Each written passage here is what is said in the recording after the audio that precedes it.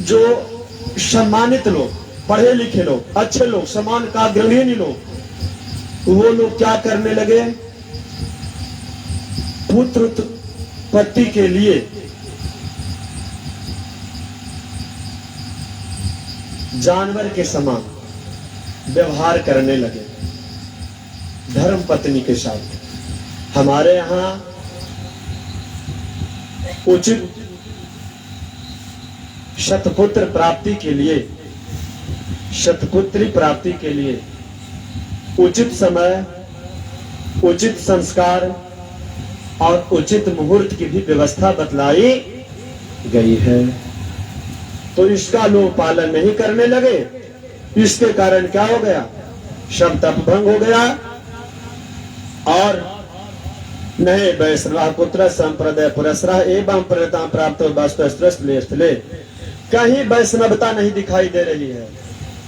आप सब लोग से निवेदन है, अर्जू है, विनती है, बंधन है, कल से कथा में जितने लोग यहाँ आएंगे माथे में तिलक जरूर होनी चाहिए।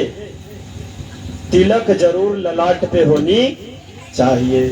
ये नहीं है कि केवल विष्णु भगवान का तिलक होना चाहिए, शंकर जी का नहीं होना चाहिए। अरे आप माँ विंध्यवासिनी की तराई में, विंध्यवासिनी की गोद में बैठ के कथा सुन रहे हैं, तो आप ये भी तिलक लगाएंगे तो काम चलेगा। लेकिन हर हाल में तिलक जरूर ललाट पे होना चाहिए। चंदनस्य महत पुण्यम पवित्रम पापनाशनम आपदा हरति नित्यम लक्ष्मी तिष्ठतु सर्वदा। चंदन लगाने से आपदा का नाश होता है। क्या होता है? चंदनम बंधते नित्यम पवित्रम पाप नाशनम। वह इतना पवित्र तिलक है कि वह नित्य पाप का नाश करता है। आपदा हरते नित्यम, जो आपदा आने वाली है उस आपदा को भी तिलक क्या करता है? मिटा देता है। और लक्ष्मी तिष्ठति सर्वदा, उसके घर में माँ लक्ष्मी निवास करती हैं, उसके घर में धन वैभव भरता है। इसीलिए तिलक जरूर लगा के आना चाहिए। कहे नहे वैष्णवता पुत्र संपदा पुरस्कार एवं प्रणताम वस्तुस्तालमस्ते अस्त्रे। कहीं भी वैष्णवता दिखाई नहीं दे रही है भैया। अयम तो योग धर्म हे वर्तते कस दूषणम अतस्तु पुण्य काम सहते निकृष्टता। इसीलिए यह युग का स्वभाव ही है कलयुग में, जिसमें पुंडरीकाक्ष भगवान बहुत ही समीप रहते हुए यह सब सह रहे हैं। फिर कह रहे हैं भक्तिर्वाचा, भक्ति कहते हैं कि ये दर्शी नारद आप धन्य है, बड़ा सौभाग्य है कि जो आपका आगम हुआ। संसार के साधुओं का दर्शन से हम जानते हैं, सुने हैं कि सिद्धि की प्राप्ति हो जाती है। और साधु जब पहुंच जाते हैं तो निश्चित हुआ क्या होता है? कार्य सिद्ध हो ही जाता है। जयति जगति माया यस्य काया धवस्थे वचन चनमेकम केवलम चाकल्य ध्रुप पद्मप्रियातो यत् कृपातो ध्रुवोयम सकल कुशल पात्रम ब्रह्मपुत्रम नतास्मि। कह रहे हैं कि आपका केवल एक बार उपदेश धारण कर करके कयाधु का पुत्र प्रहलाद ने माया पर विजय प्राप्त कर ली। ध्रुव भी आपकी कृपा से ध्रुपद को प्राप्त किया था। आप सर्वमंगल साक्षात श्री ब्रह्मा जी के पुत्र हैं। आप अतः निश्चित ही हमको विश्वास है कि आप इस दुख को दूर कर देंगे। और ये मेरा जो पुत्र ज्ञान और वैराग्य जो बूढ़ा हो गया है वह क्या हो जाएगा? युवा हो जाएगा। नारदो वाचा विदा खीद सवालो अहो चिंतुदा कथम श्री कृष्ण चरणा भोजम असमराम दुर्ख्यम गमीष्यति। कहते हैं कि भक्ति देवी आप क्यों चिंता कर रही हैं? आप कृष्ण भगवान के चरण का रज को धारण कीजिए, निश्चित है वह क्या हो जाएगा? आपका दुख दूर हो जाएगा। क्योंकि भगवान ने जिन कौरवों के अत्याचार से कौरव के समाज में जब द्रौपदी का साड़ी खींचा जा रहा था तो वहां उपस्थित होकर भगवान पहुंच कर करके कौरवों की रक्षा की थी, गोपियों सुंदरियों को स्नात किया। वैसे कृष्ण फिर भी तो भक्ति सदा उन्हीं की प्यारी है। तो तुम्हारे बुलाने पर भगवान नीचों के घर नहीं, नीचों के घर में चले जाते हैं, तो क्या तुम्हारे यहाँ नहीं आएंगे? सतयुग, त्रेता, द्वापर, तीनों युगों में ज्ञान वैराग्य मुक्ति के साधन थे, किंतु कलयुग में तो केवल भक्ति ही ब्रह्म सायुज मोक्ष को प्राप्त करने वाली है। यह सोचकर परमानंद चित्त मूर्ति ज्ञान स्वरूप श्री हरि ने स्वस्वरूप तुम्हें रचा है। तुम साक्षात कृष्णचंद्र की क्या करो? परम प्रिया सुंदरी हो। अतः तुम एक बार जब तुम्हें हाथ जोड़कर पूछा था कि मैं क्या करूं, तब भगवान तुम्हें यही आज्ञा दी थी कि मेरे भक्ति का क्या करो? पोषण करो। तुम भगवान की वह आज्ञा को स्वीकार कर ले। इस पर तुम श्री हरि बहुत प्रसन्न हुए और तुम्हारी सेवा करने के लिए तुम्हें क्या किए? दासी के रूप में दे दिया। ज्ञान वैराग पुत्र के रूप में क्या है? तुम्हें अपने साक्षात स्वरूप में नाना प्रकार के कर्मों के कारण हो गया। करे कलिनाम सदृशो कोपी युगो नास्ति बरानने तस्मे तम स्थामी गेहे गेहे जने जने। कलयुग में, कलयुग के समान कोई युग आने वाला है ही नहीं। कलयुग सदृशो कोपी युगो नास्ति बरानने, ऐसा कोई युग आने वाला नहीं है। इसीलिए मैं तुम्हें क्या करता हूँ? घर घर में भक्ति के रूप में स्थापित कर दूंगा। हर घर में तुमको स्थापित कर दूंगा। इस कलयुग में जीव तुमसे युक्त होंगे। ओबे पापी, पापी होने पर भी भगवान का यदि जो चरण रज को धारण करेंगे, भगवान का कथा का गुणगान का रसस्वादन करेंगे, संकीर्तन में भाग लेंगे, तो वह अभय धाम को प्राप्त करेंगे। जिनके हृदय में निरंतर प्रेम रूपनी भक्ति निवास करती है, शुद्ध अंतकरण से पूर्व स्वप्न में भी वह कभी यमराज को नहीं देख सकता।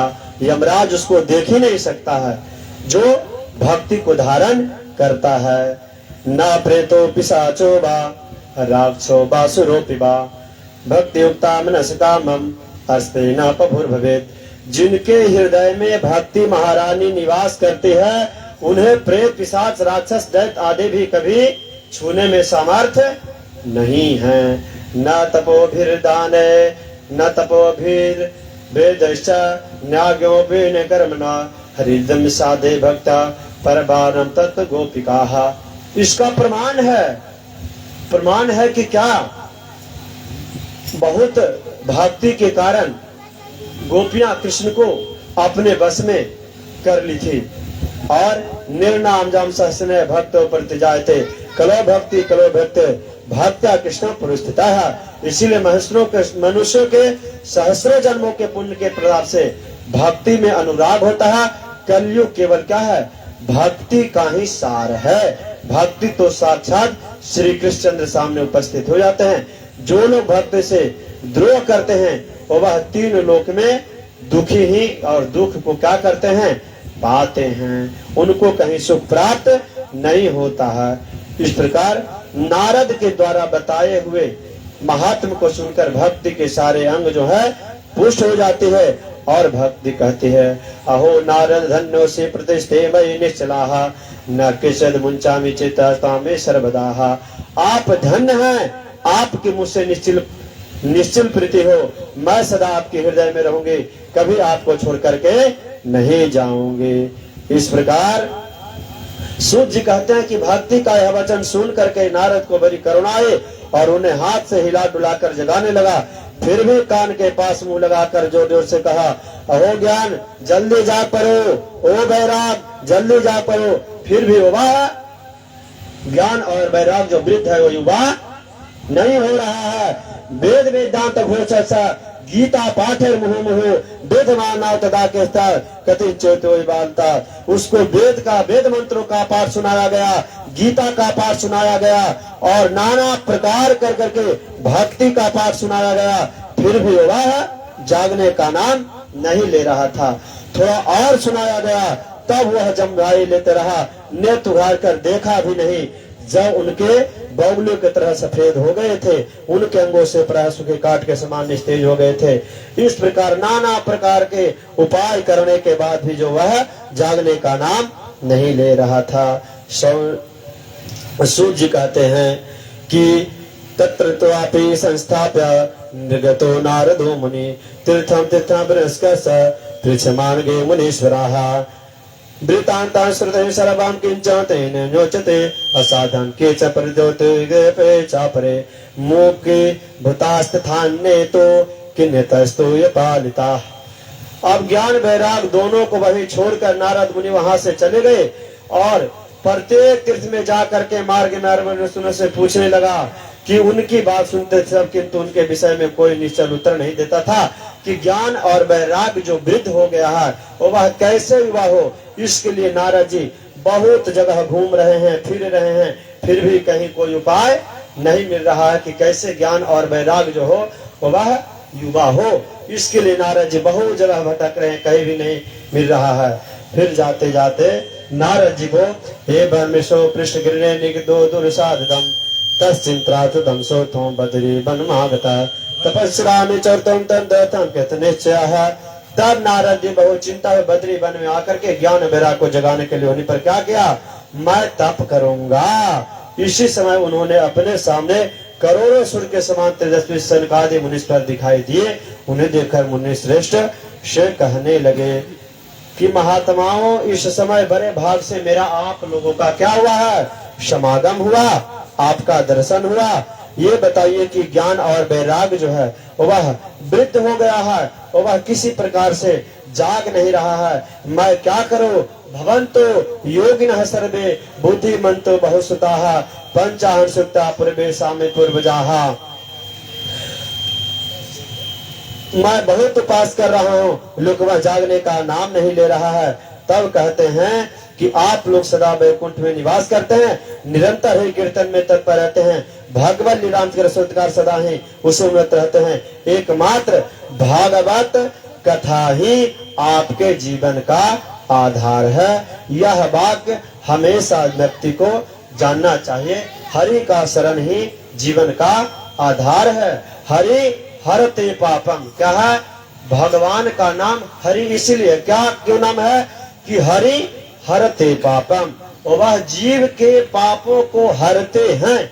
क्या करते हैं, हरि भगवान का नाम इसलिए है कि वह पापों को हरते हैं। और मैं जितना पाप मैं आप करता हूँ या कर सकता हूँ, इतना भगवान पाप को हर सकते हैं जितना पाप हमको आपको करने का क्षमता नहीं है। अर्थात भगवान जितने पाप को हरने में सक्षम उतना हम लोग को पाप करने की क्षमता नहीं है।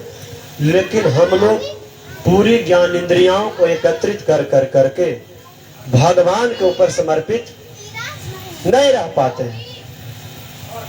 शरीर से यहाँ रहते हैं, मन से कहीं और रहते हैं, मन से यहाँ है, शरीर से कहीं और रहते हैं।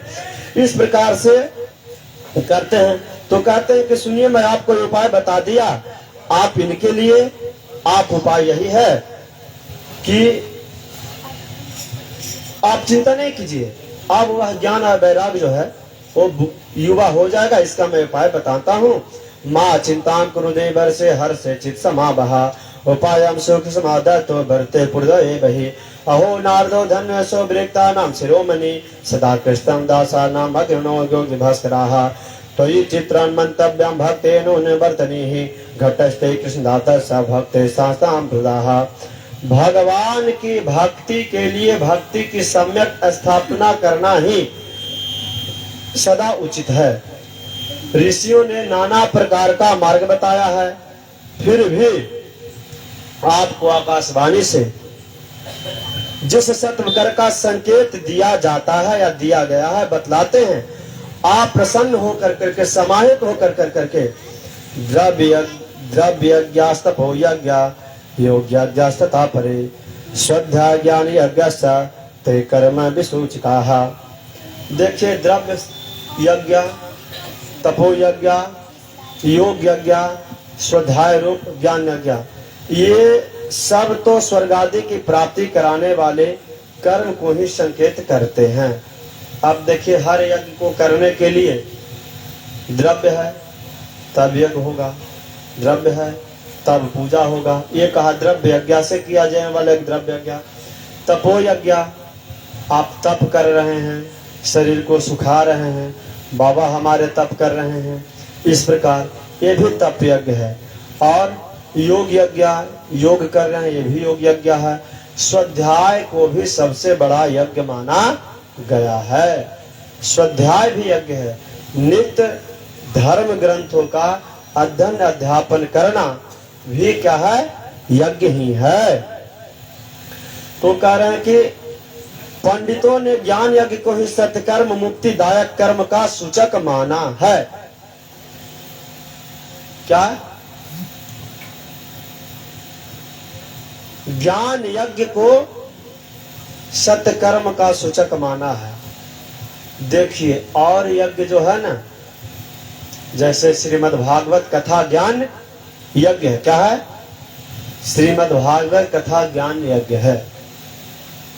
आप स्वाध्याय यज्ञ कर रहे हैं तो आप पढ़ रहे हैं, आप जान रहे हैं, आपको ज्ञान की प्राप्ति हो रही है।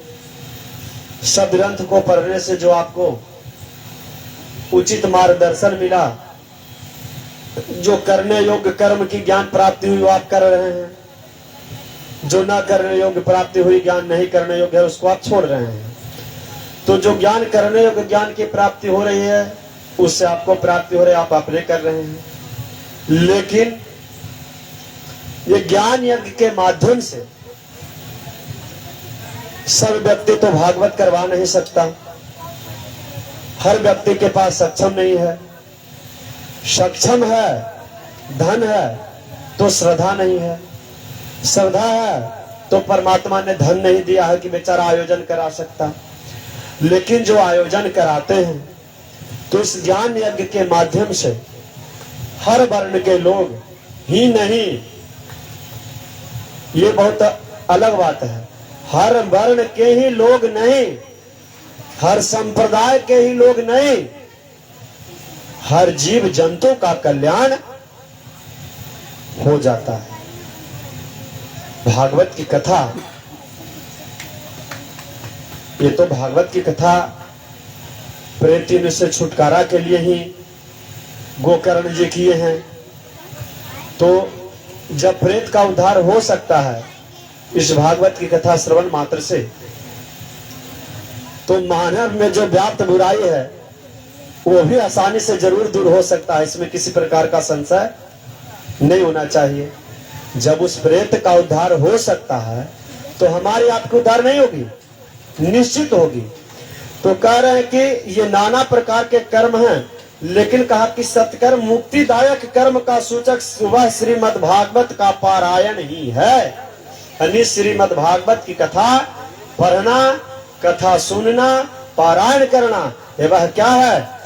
मुक्ति प्रदान करने वाली है। जिसका गान भगवान कौन किए?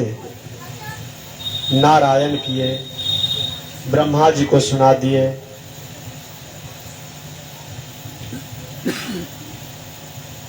और इस प्रकार से कह रहे हैं कि ज्ञान वैराग का कष्ट, भक्ति को आनंद मिल जाएगा इस कथा से। उसका जो है पुत्र जो ज्ञान और वैराग्य है वह युवा हो जाएगा। परलयम ही गमिष्यन्ति श्रीमद् भागवते ध्वनि कलर्दोषाय वेशरवम शिक्षाद्वा इवाद्रिका।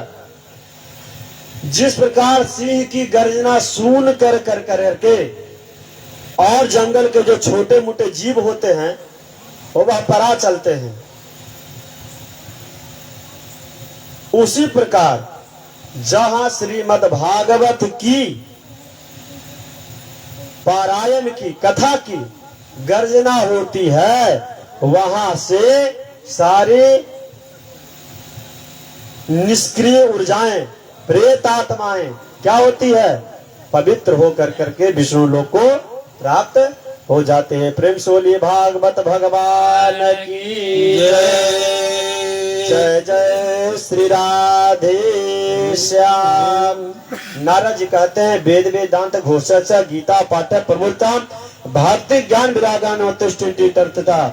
कह रहे हैं कि प्रभु हमने वेद वेदांत ध्वनि गीता पाठ कर करके भी उनको जगाया, किंतु फिर भी भक्ति ज्ञान वैराग्य तीनों नहीं जागे। इसी स्थिति में श्रीमद् भागवत सुनाने से वह कैसे जाग जाएंगे? क्योंकि श्रीमद् भागवतालापा कथम बोधमिष्यति तत्कथा सातु वेदार्थ श्लोके श्लोके पदे पदे छिन्दन्तु संशमोनं भवन्तो मोघदर्शना विलम्बो नाथ कर्तव्य शरणागत वत्सलः। कह रहे हैं कि इसके श्लोक में प्रत्येक पदों में वेदों का सारांश छिपा हुआ है। क्या है ये? इसमें वेदों का सारांश छिपा हुआ है। निगम कल्प तरुर गलितम फलम, यह वेद रूपी वृक्ष का क्या है? पका हुआ भागवत फल है। और इसमें सारांश में आप लोग को शरणागत वत्सल तथा आप दर्शन कभी व्यर्थ नहीं होता, इसीलिए मेरा यह संदेह दूर कर दीजिए, किस कार्य में विलम्ब न कीजिए। कह रहे हैं कि श्रीमद् भागवत वेदों उपनिषदों के सार से बनी है। वेदोपनिषदम जाता वेदोपनिषदम सार जागता भागवतीं कथा अत्युत्तमा तथो भाति विग्रहता फलाकृति अमुग्लाम रातिष्ठन्ति न स्वद्यते ताः संभोजन तुष्टम कले पुष्पा मनोहरे। कह रहे हैं कि बताइए कि आप कह रहे हैं कि इससे हो जाएगा, कल्याण हो जाएगा, तो किसी मान लीजिए कहा कि गन्ना का रस जो है पीने से बहुत पेय पदार्थ है, पी लेते हैं तो शरीर को निर्मल बनाता है, अच्छा बनाता है, पेट को स्वच्छ रहता है। तो डायरेक्ट गन्ना को चिबाने लगिएगा उतना आसानी से और कहेगा कि एक एक गन्ना में 1 लीटर रस निकल जाए तो संभव है? असंभव है। कहा कि आम का फल में रस होता है, तो आम का फल का रस चूसने के लिए आम का जड़े चबाना लगिएगा तो मिलना संभव है नहीं। इसलिए तब कहा कि ठीक है प्रभु, दूध में तो दूधे से घी निकलता है, तो दूध में कहेगा कि पूरी तल लें, तो ये तो असंभव बातें हैं, सब मूर्ख वाली बातें हैं। तो कहे कि इदम भागवतम नाम पुराणम ब्रह्म संहितम। वो कह रहे हैं कि सब कुछ में मिठास है, लेकिन क्या है? उसका रस निकालने के लिए पहले दूध को क्या किया जाता है? उबाला जाता है, उबाल करके दही बनाया जाता है, दही के बाद उसको थपेड़ा लगता है, मक्खन मथानी की थपेड़ा लगती है, तब मक्खन बनता है, फिर मक्खन तपता है, तब क्या होता है? वह सार घी बनता है। उसी प्रकार से यह मद् भागवत पुराण वेदों के समान जो है, श्री व्यास देव ने से भक्ति ज्ञान और वैराग्य की स्थापना के लिए क्या किया? प्रकाशित किया है। भक्ति ज्ञान विरागा नाम स्थापना च प्रकाशितम इदम भागवतम नाम पुराणम ब्रह्म संहितम। इनका जो भागवत नाम ब्रह्म संहित नाम रखा गया। अतः 4 श्लोकों में इसका उपदेश दिया, उसे सुनते उनके सारे चिंता दूर गए। फिर इसके आश्चर्य क्या है? आप हमसे प्रश्न कर रहे हैं, आपको इन्हें भागवत और सुख दुख को विनाश करने से बात श्रीमद् भागवत पुराण की कथा सुनानी चाहिए, तो ज्ञान वैराग्य क्या होगा? पुष्ट हो जाएगा। जो वृद्ध है युवा को प्राप्त हो जाएगा। नारद जी कहते हैं यदर्शनम च विनह्यन्तु शुभा निषद्धः सिर्यस्तनोति भवदुःख पदार्थ दानम निःशेष शेष दुख की तृदय कृपाणः प्रेम प्रकाश के तयो शरणं गतोस्मि भाग्योदयेन बहुजन्म समर्जितेन सत्संगमं च लभते पुरुषो यदा अज्ञान हेतु कृतमोह मदांधकार नासं विधायि तदोदयते विवेकः। जब अनेक जन्मों का संचित पुण्यों का उदय हो जाता है, मनुष्य को सत्संग मिलता है, तब उसे ज्ञान जनित मोह और मदरूप अंधकार का नाश हो जाता है। इस प्रकार नारद जी ज्ञान यज्ञम करिष्यामि सुखसाचा कथोज्वलम भक्ति ज्ञान विरागानाम स्थापनार्थम पर्यतन्तः। अब नारद जी कहते हैं कि मैं भक्ति और ज्ञान के वैराग्य की स्थापना करने के लिए जो हमको सुखदेव जी उपदेश बतलाए हैं, उसको मैं जरूर करूंगा और यह यज्ञ मुझे करना चाहिए। ऐसा विचार कर करके सुस्त हरि गंतो तटमानंद नामकम नाना ऋषि गणेशुष्टाम देव से देने से बिता। नाना तरुलता किरणार्णव कोमल बालकम रम्यकांते सतम हेम पद्या रवि। कह रहे हैं कि जाइए हरिद्वार के पास आनंद नामक तट पर अनेक ऋषि रहते हैं, वहाँ देवता ऋषि रहते हैं, सिद्ध लोग उस तीर्थ का सेवन करते हैं और वहाँ घाट पर सुरम्य और एकांत प्रदेश में है। वहाँ हर समय सुनहरे कमलों की सुगंध आए करती है। आप उसके पास रहने वाले सिंह आदि भी जो जीव जंतु हैं वह कभी एक दूसरे से बैर नहीं करते हैं, सब लोग बड़े मेल भाव से रहते हैं। इसीलिए आप जाइए और यहाँ ज्ञान न अज्ञात अज्ञात तत्र कर्तव्य यत्न। आप बिना किसी प्रयत्न का वहाँ यज्ञ का आरंभ कर लीजिए, उस स्थान पर कथा से अपूर्व रस का उदय होगा। भक्ति की अपनी आंखों के सामने ही निर्बल और जीर्ण अवस्था में पड़े हुए ज्ञान वैराग्य के साथ लेकर वह वहां जाते हैं और वहां श्रीमद् भागवत की कथा श्री यत्र भागवती निर्वाता तत्र भक्त्यादिकं व्रजेत कथा शब्दम समाकरणम तत्र कम तरुणायते। कह रहे क्योंकि यदि आप अपने पहुंच जाते हैं और कान्य कथा के बाद पढ़ने से ही तीनों तरुण हो जाएंगे। इस प्रकार सूत जी कहते हैं अब उस कथा में सुनने के लिए घाट बनता है। गंगा तट समाजोगम कथा पान सतुरहा यदा तिता संतुतो लोकलाहा लोभदा भोर लोको देव लोको जा ब्रह्म लोक देवता श्रीमद् भागवती सोया पानाया रसलम पटाहा। सूत जी नारद जी के साथ सरकादि आदि श्रीमद् भागवत कथा में प्रारंभिक पान करने के लिए वहां तुरंत गंगा तट पर चले गए और ब्रह्मलोक से सभी जगह इस कथा के विषय में हल्ला हो गया। निमंत्रण दिया गया, सब लोग आए। कौन कौन आए? भूरलोक से, देवलोक से, ब्रह्मलोक से सब लोग आए हैं कथा सुनने के लिए। विष्णु भक्त श्रीमद् भागवत प्राप्त करने के लिए सब लोग दौड़ दौड़ कर आने लगे हैं।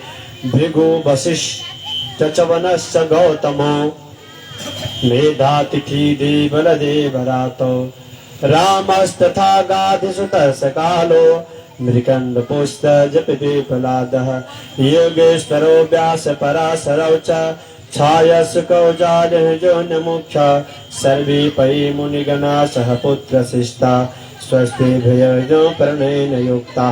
वहाँ पे छाया पराशर छाया मार्केंड दत्तात्रेय विश्वामित्र परशुराम ये सब लोग आते हैं गंगा के तट पर कथा को सुनने के लिए। जो लोग अपने अपने गौरव कारण नहीं आए उन्हें महर्षि भृगु ने समझाया, बुझा कर करके भी ले आया। कितने लोग होते हैं कि निमंत्रण देने के बाद बावजूद भी सोचते हैं करे राम रे राम हमको नाव से निमंत्रण, हम नाव के कहने पे जाएंगे, हमको फलाने व्यक्ति खुद बुलाने आएंगे तब मैं कथा में जाऊंगा, ऐसे जाऊंगा नहीं। उसी प्रकार कुछ ऐसे लोग भी थे उस जमाने में भी जो इतनी आसानी से नहीं जाना चाह रहे थे और कथा को वहां आयोजन किया। चूर्ण लाजा प्रसन्ना नृत्य सहमान होता है विमाना भी समारे किंतु देवी नायक कब प्रसन्न तो सरदा समान। अब वहां देखिए कथा जैसे ही हुई वहां पे शंख बजने लगी, अबीर गुलाल की धुड़ियां उड़ने लगी, वर्षा होने लगी और फूल खिलने लगे। कल्प वृक्ष अपने आप वहां से क्या करने लगी? वर्षा करने लगी फूलों की। अब कह रहे हैं सूत जी कहता है श्रीमद्भागवत महात्मा। इस प्रकार पूजा समाप्त होने पर जब सब लोग एकाचित हो गए तब संकादिक ऋषि महात्मा नारद को श्रीमद्भागवत का महात्मा स्पष्ट से क्या कहते हैं सुनाने लगते हैं और कहते हैं सदा सेव्या श्रीमद् भागवती कथा सदा सेव्या श्रीमद् भागवती कथा यश श्रवण मात्रेण परिचित्रं समाश्रयेत् श्रवण मात्रेण परिचित्रं समाश्रयेत् सदा सेव्या श्रीमद् भागवती कथा सदा सेव्या श्रीमद् भागवती कथा यस्या श्रवण मात्रेण हरिश्चित्तं समाश्रयेत् यस्या श्रवण मात्रेण हरिश्चित्तं समाश्रयेत्। श्रीमद् भागवत की कथा आज सुन लिए, आज तो कथा सुन लिए, कल कहाँ जाना जरूरी है?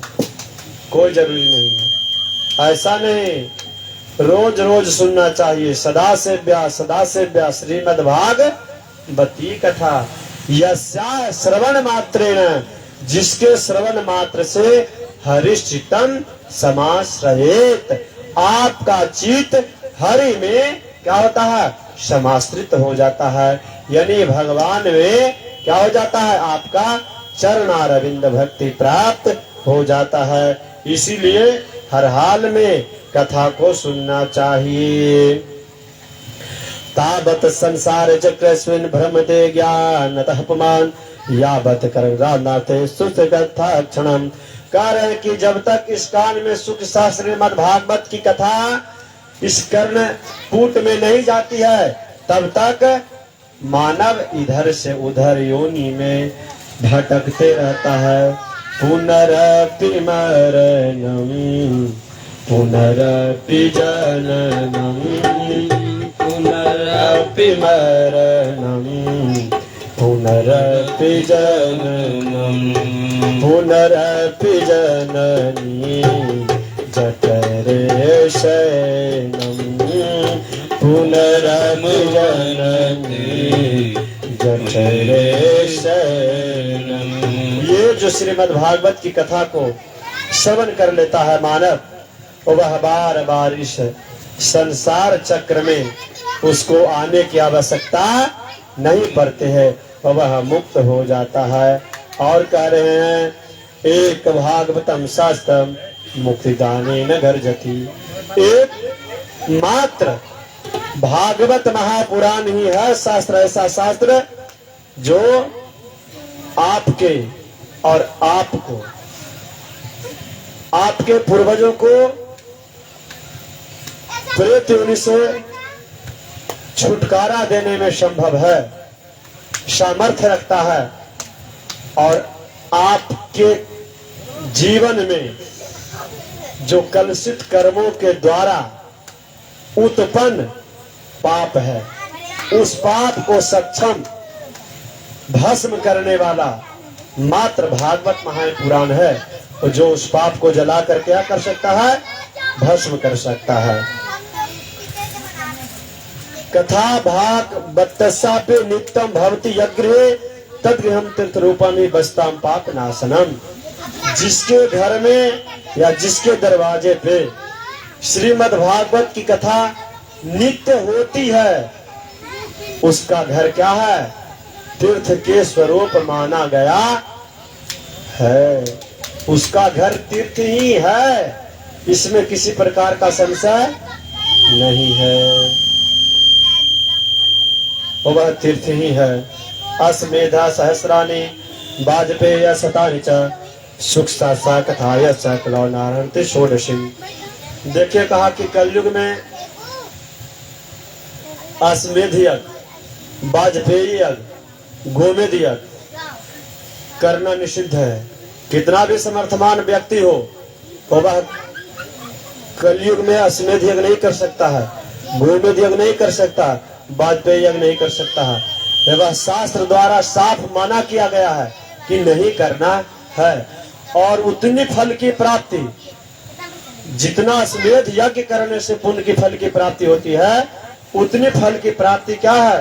केवल श्रीमद् भागवत कथा श्रवण कर मात्र लेने से प्राप्त हो जाती है। न गंगा न गया काशी पुष्करम न प्रयागकम सुख सास कथाया च फले सामतम नयेत। कह रहे हैं कि गंगा आदि नदी भी, पुष्कर तीर्थ भी, जितनी तीर्थ नदियां हैं, कोई भी तीर्थ इस के बराबर नहीं हो सकता। श्रीमद् भागवत कथा ज्ञान यज्ञ के बराबर नहीं हो सकता है। वह जितना पुण्य प्राप्ति यह भागवत कथा सुनने से हो जाएगी वह नहीं हो सकता। श्लोकार्धम अश्लोकपादम वा नित्यम भागवतोद्भवम पठस्व मुखेन यदीक्षस्ते परागति। एक श्लोक आधा श्लोक का जो व्यक्ति पाठ करता है या चौथाई श्लोक का पाठ करता है उतना भी छोड़ दीजिए महाराज। ओम नमो भगवते वासुदेवाय का भी जो पाठ करता है ना 12 अक्षर मंत्र का वह भी पुरुषोत्तम भगवान के प्रिय हो जाता है। 12 अक्षर मंत्र 12 मूर्तियों वाले सूर्य भगवान पर्याप्त संवत्सर काल ब्राह्मण अग्निहोत्र द्वादशी तिथि तुलसी बसंत ऋतु भगवान पुरुषोत्तम इन सब में बुद्धिमान लोगों को कोई अंतर नहीं समझना चाहिए। क्या कहा समझे बात को?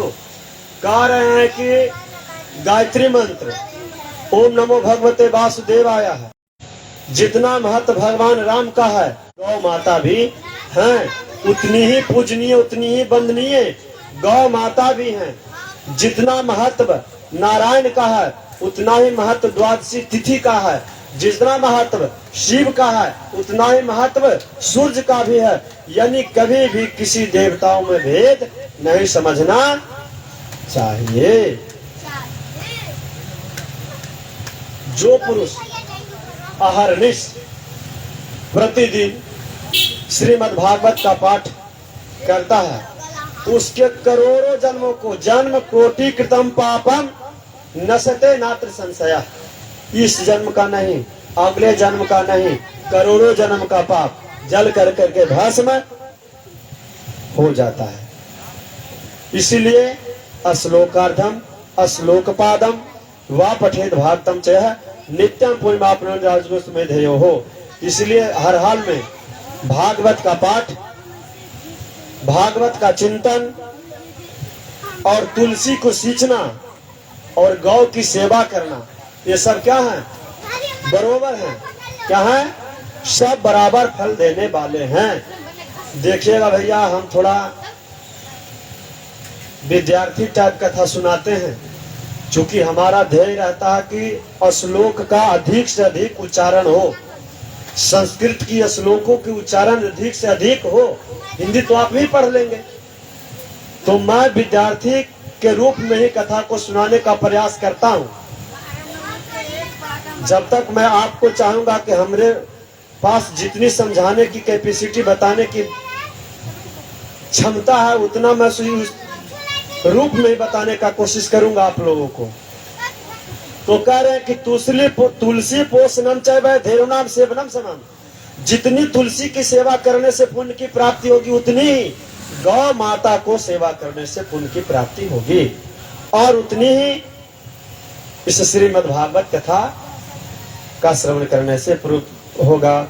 किसने सायुज्यम सापुमा लभते ध्रुवम अजन्मा प्रतिष्ठाम ये निश्रेष्ठ न किंचति चीतम विधाय सुख शास्त्र कथा न पीता। बड़ा बढ़िया देखिए दे है आजन्म मात्र प्रिय न सठे न किंचित चीतम विधाय सुख शास्त्र कथा न पीता चंडाल बच्च खरबत्वेन नीतम मिथ्या स्वजन्म जननी दुख भाजा जीवनो निगदितम सतुपाप कर्मा येन श्रुतम सुख कथा वचनम न किंचित धिक्तम नरम पशु समम भुविभार रूपा नेबम वदन्ति दिव्य देव समाज मुख्या। बड़ा बढ़िया चीज बताए कह रहे हैं कि जो इस मानव ने जिस दुष्ट आत्मा ने अपना पूरा जीवन केवल समाज को नुकसान पहुंचाने में ही क्या किया लगा दिया कि फलाना का फसल बहुत अच्छा गेहूं लहलहाता फसल है, एक माचिस का तिल्ली मार के बिक दो कि पूरा उसका माचिस जल जाए। किसी की बिटिया की शादी तय है, कल बारात आने वाली है और आज जा करके कह दे कि हाँ आप लड़की देखे कहाँ शादी कर रहे, फलाने जगह कर रहे, भरेका गांव में कर रहे, फलानी की कन्या से हो रही है हमारी पुत्र की शादी। आप क्या देखे महाराज? अरे उस कन्या के पीठ में आप देखे हैं सफेद दाग है। अब ऐसा बता दे कि कल बारात आने वाले है, आसाम में पूरा खरमंडल मचा दे। ये पापी क्या है? ये धरती पर केवल धरती का बोझ जन्म लिए हैं अपने माता को प्रसव की वेदना देने के लिए, और उनका कुछ धराधाम पे आने का कोई औचित्य नहीं है। जिस दुष्ट ने अपने सारे आयु क्या किया, कभी चित्त को एकाग्र नहीं किया। भजन तेरे जीवन तेरे व्यर्थ में बीत गयो, कबहू न कृष्ण कहो। जिसने कभी कृष्ण का नाम ही नहीं लिया, भगवान के ऊपर सर नहीं झुकाया, मंदिर में न प्रणाम किया, न किसी को अभिवादन किया, न कुछ किया, तो वह क्या किया? न कथा का कभी रसस्वादन किया। उसने तो अपना सारा जन्म चंडाल और गधे के समान ही व्यर्थ कर दिया। उसको गधा ही शास्त्र ने बतला दिया। वह केवल अपनी माता की पीड़ा देने के लिए इस धराधाम पे आया है। और जिसने थोड़ा सा भी इस श्रीमद् भागवत महापुराण के श्लोकार्धम श्लोक पादम आधा श्लोक सुन लिया, एक श्लोक सुन कर करके जीवन में उतार कर करके सुनकर जीवन में उतारा, और उतार कर समाज को सापेक्ष क्या लाभ पहुंचाना चाहिए पहुंचाया, वो वह सार्थक है। और जो नहीं पहुंचाया वो वह अपने माता के लिए, उसको तो कह रहे हैं कि दीप तम नर पशु समम भूमिभार रूपा, वो वह तो पशु के समान है, ये है, नर का रूप धारण किया ही है, लेकिन फिर भी वह अपने विशेष रूप से माता को प्रसव की वेदना के लिए धरती पर आया। और वह जननी जन दुख भाजा दुर्लभ एवं कथालो के श्रीमद् भागवतोद्भवा कोटि जन सुता पुण्य सुलभते। संसार में भैया फिर बात आ गई, भागवत की कथा मिलना बहुत ही कठिन है। कठिन नहीं है, बहुत ही कठिन है। जब करोड़ों जन्मों का पुण्य की राशि एकत्रित होगी तभी आप इसकी प्राप्ति कर सकते हैं। ऐसे संभव नहीं है, संभव है ही नहीं। फिर कह रहे हैं जो विधि विधान बतलाए, बहुत कठिन विधि विधान बताए, तो कहते हैं कलयुग में तो इतना विधि विधान होना कठिन है, फिर भी विशेष विधि बताई, जान जाना चाहिए कि कैसे कैसे कथा सुनना चाहिए। मनुष्य का कलयुग में चित्त बीते, आज आएगा कल नहीं आएगा, बच्चे शांति रहो, शांति से सुनो। विधि विधान बताया गया किस प्रकार से कथा को सुनना चाहिए। श्रवण करने की विधि। हमारे यहाँ एक और समस्या गई थी भैया, इस कथा के लिए जब मैं तिथि निर्धारित कर रहा था तो दुपक्षी नहीं होगा कथा, एक पक्ष में होना चाहिए, ये होना चाहिए, होना चाहिए, नाना प्रकार का बात आ रहे। लेकिन श्रीमद् भागवत की कथा श्रवण करने के लिए कोई नियम नहीं है, कोई नियम ही नहीं है कि किस दिन कथा सुने, इसका नियम नहीं है। जिस दिन आपके मन में श्रद्धा का अंकुर जम जाए हृदय में कि हमको भागवत की कथा करानी है, उसी दिन कथा करवा लेनी चाहिए, तीर्थ निर्धारित कर लेनी चाहिए। क्योंकि यह शरीर क्या है? अनित्य है। क्या भरोसा है इस जिंदगी का? कोई भरोसा है? कोई भरोसा नहीं है। आज हैं, कल रहेंगे कि नहीं रहेंगे, भरोसा नहीं। पल का बातें करते हो कल का, ऐसा नहीं। तो कहे कि इसके लिए श्रवण करने के लिए श्रद्धा पूर्वक कभी भी श्रवण करने से वही फल प्राप्त होता है। लेकिन कुछ विशेष मास का भी महत्व बतलाया गया। माघ महीने में श्रवण करने से जो फल होता है वह फल श्री सुखदेव ने सप्ताह श्रवण से निर्धारित किया है। मन को पहले यत् फलम नास्ति तपसा न योगेन समाधेन अनाय से न तस्वता श्रवण भेद। पहले 7 दिन के लिए कथा को सुनने के लिए मन को संकल्पित कीजिए कि मैं 7 दिन अपने चित्त को एकाग्र कर करके कथा को सुनूंगा। पहले आप अपने चित्त को एकाग्र कीजिए, फिर और सहजता से चित्त जब एकाग्र हो जाएगा तो खूब सहजता से कोई समस्या नहीं आएगा, न बिजली, न बत्ती, न पानी, न आंधी। वो अपने समय पे कथा क्या होगी, नारायण पूरा करेंगे, बालकृष्ण जी पूरा करेंगे। हम पूरा नहीं कर सकते, आप भी पूरा नहीं कर सकते। तो तीर्थ सेवन से ही बड़ा, योग से बढ़कर, यहाँ तक कि ध्यान ज्ञान से भी बढ़कर यह श्रीमद् भागवत की कथा है। जब भगवान कृष्ण जी इस धरा धाम को छोड़ कर करके जाने लगे, स्वधाम गमन करने लगे,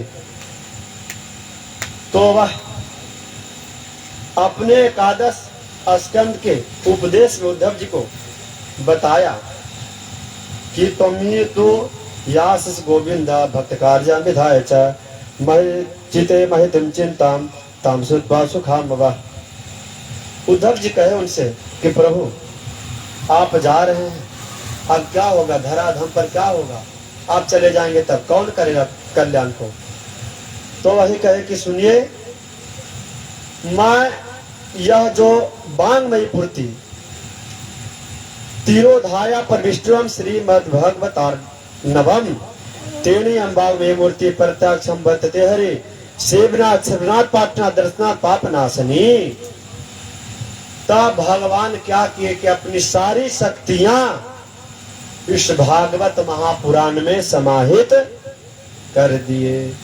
ये श्रीमद् भागवत महापुराण पुस्तक नहीं है। हम लोग समझते होंगे कि ये तो पुस्तक है, ये पुस्तक नहीं है, ये भगवान कृष्ण की बोलती हुई बांगमयी प्रतिमूर्ति, अर्थात यह बोलने वाली मूर्ति ही है जो बोल रही है। ये वह बोलने वाली क्या है, मूर्ति है। इसका स्मरण, बंधन और दर्शन केवल श्रीमद् भागवत महापुराण का दर्शन कर लेना ही पाप का शमन हो जाना। दर्शन हो जाने से ही पाप का शमन हो जाता है और मनुष्य के सारे पाप नष्ट हो जाते हैं। इसी से इसका सप्ताह श्रवण सबसे बढ़कर माना गया। और कलयुग में तो अन्य सब साधनों से बढ़कर यह क्या है, सबसे विशेष धर्म है कलयुग में, खास कर करके। क्राम को दाजया दुख दारिद्र दौर्भाग्य पाप परक्षणाय च क्राम को ध्याजार्थम क्लौ धर्म मेरिता। इस श्रीमद् भागवत महापुराण की कथा से दुख नाश हो जाएगा, दरिद्रता दूर हो जाएगा, पापों का प्रक्षालन हो जाएगा, यानी पाप धुला कर करके धर्म में आ जाएगा, काम क्रोध भी जो है सब नाश हो जाएगा और कलो धर्मो मेरिता, धर्म में चित लग जाएगी। इसीलिए सूत जी कहते हैं एवं ना श्रवणो धर्मे परक समानो ऋषभि सभायाम आश्चर्य में कम सबुतो दिवानी तद्युते श्रवण सौनकत्वम भक्ति सुतौ तौ तरुणे गृहेत्वा प्रेम करूपा सहसा विरासी श्री कृष्ण गोविंद हरे मुरारे नाथेति नामानि मुहुर्वदन्ति। इस प्रकार से जिस समय सरकार मुनीश्वर इस प्रकार के सप्ताह विधि की महिमा का बखान कर रहे थे, उसी समय में एक बहुत बड़ा आश्चर्य हो गया। क्या हो गया, भक्ति सुतौ तौ तरुणी गृहीत्वा प्रेम करूपा सहसा विरासी। भक्ति महारानी जो है अपने पुत्र के साथ ज्ञान और वैराग्य के साथ प्रेम करूपा सहसा विरासी श्री कृष्ण गोविंद हरे मुरारी नाथेति नामानि मुहुर्वदन्ति। वहां पे भक्ति महारानी नृत्य करती हुई प्रकट हो गई।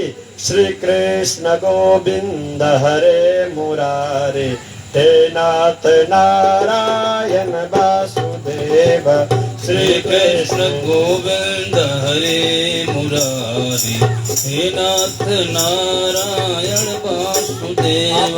श्री कृष्ण गोविंद हरे मुरारे, हे नाथ नारायण वासुदेव।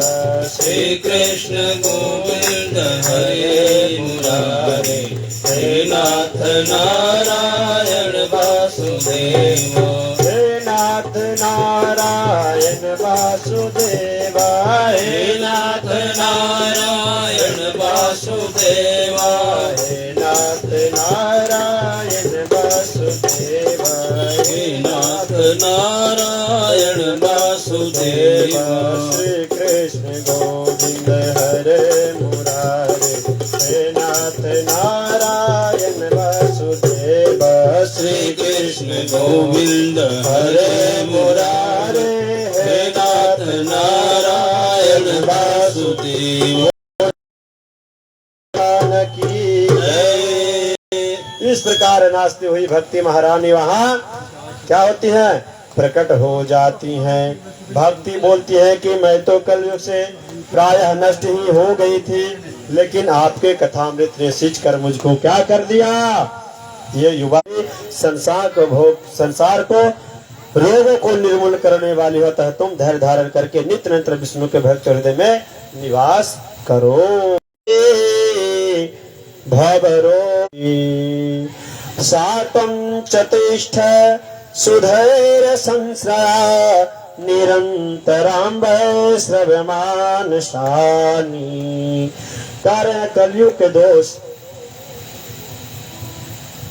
भले ही संसार से पार अपना प्रभाव डाले, किंतु वह तुम पर इनकी दृष्टि कभी नहीं पड़ेगी। भक्ति क्या कही, भक्ति को क्या कहे कि भले कलयुग का जो है संसार पर पड़े, लेकिन तुम्हारे ऊपर कोई दृष्टि उसका पड़ने वाला कलयुग का नहीं है। कभी भी कलयुग का दृष्टि नहीं पड़ेगा। और जहाँ भी भक्ति रहेगी वहाँ हमेशा धर्म होती रहेगी। और भक्ति की डोरी से बांधकर साक्षात अपना प्राणधार को हृदय में आकर बस जाते हैं। भूलो पर यह साक्षात भगवान का परम विग्रह है। इसकी महिमा का कहाँ तक वर्णन किया जाए। भागवत की महिमा अनंत है भैया, जब तक जीवन है इसको धारण करना चाहिए। चली जा रही है उम्र धीरे धीरे, चली जा रही है उम्र धीरे धीरे। चली जा रही है उम्र धीरे धीरे। चली जा रही है उम्र धीरे धीरे। उम्र धीरे धीरे, उम्र धीरे धीरे, उम्र धीरे धीरे, उम्र धीरे धीरे। चली जा रही है उम्र धीरे धीरे। चली जा रही है उम्र धीरे धीरे। पल पल ओ आठों पहर धीरे धीरे। पल पल आठों पहर धीरे धीरे। चली जा रही है उम्र धीरे धीरे। चली जा रही है उम्र धीरे धीरे। बचपन भी जाए जवानी भी जाए, बचपन भी जाए। चली जा रही उम्र धीरे धीरे। बल ना रहे हरी कमर धीरे धीरे। सुखेगी तुम्हारी कमर धीरे धीरे। चली जा रही है उम्र धीरे धीरे।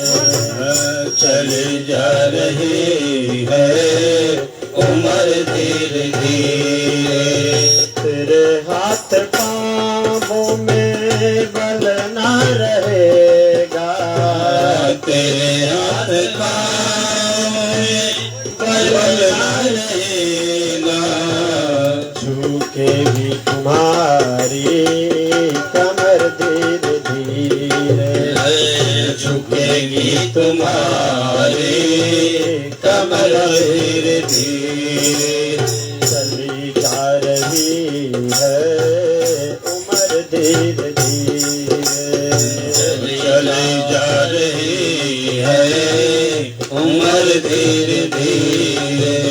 शिथिल अंग होंगे सबके दिन तुम्हारे, शिथिल अंग होंगे ये दिन तुम्हारे, तेरी मंद होगी नजर धीरे धीरे, तेरी मंद होगी नजर धीरे धीरे।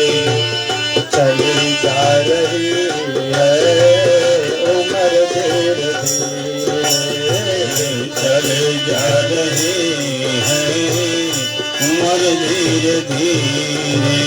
बुराई से मन को तो अपने हटा ले, बुराई को मन से तो अपने हटा ले, तो बन जाए तेरा जीवन धीरे धीरे, तो बन जाएगी जीवन भेद तेरी।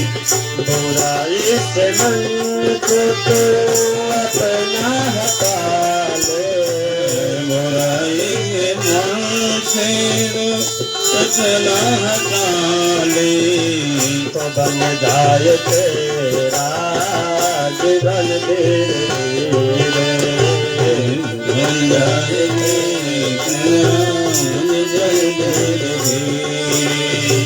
भजन का हरे का तो पल पल प्यारे, भजन करे पल पल गारे, तो मिल जाएगा तेरा सजन धीरे धीरे, तो मिल जाएगा ये सजन धीरे धीरे। चली जा रही है उम्र धीरे धीरे, चली जा रही है उम्र धीरे धीरे। उम्र धीरे धीरे, उम्र धीरे धीरे, उम्र धीरे धीरे, उम्र धीरे धीरे। चली जा रही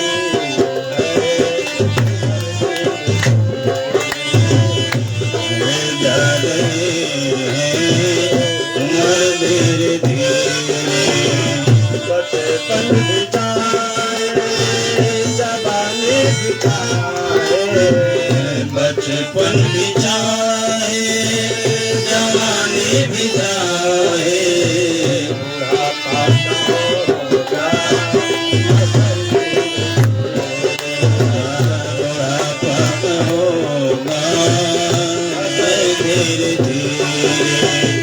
भजन चाहे करके पल पल प्यारे, भजन काहे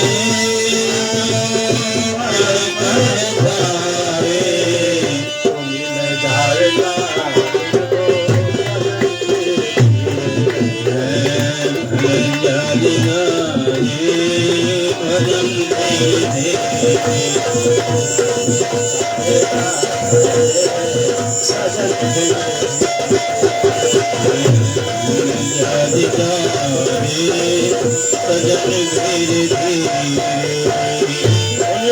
भगवान की जय जय श्री राधे श्याम जय जय श्री राधे श्याम।